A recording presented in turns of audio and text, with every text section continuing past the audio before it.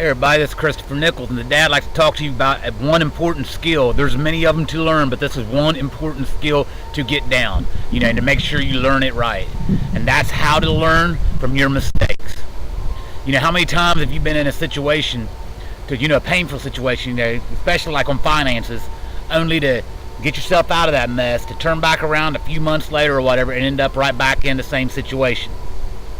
Because what happened was we did not learn, even as painful as it was, we did not learn from that mistake that we made or that situation that we was put in. Even if we didn't make it or cause it to happen, we was still in that situation.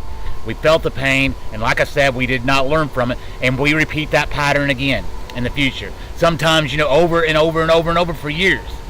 It is very crucial that we need to write it down on a piece of paper when we go through a problem, to not put ourselves back in that situation again, to not be that moving target that pays no mind and ends up back in that same situation. And of course you stay where you're at, and worse, you go backwards.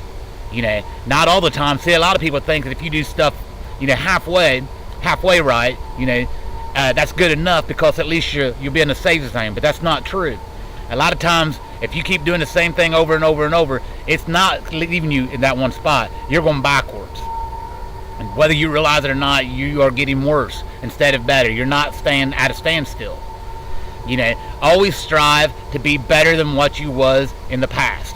Always look toward the future, or I do. This is just advice from me. You can take it or not. This is just friendly advice. I always try looking toward the future. And you've got to learn from the mistakes that we put ourselves in, and mistakes that we don't have no control over in the beginning. When we step back, we can see it. If it starts happening again, we can be prepared and not be back in that situation. I hope this is making sense to you. As always, I want you guys to dream big, take care, and I'll talk to you later.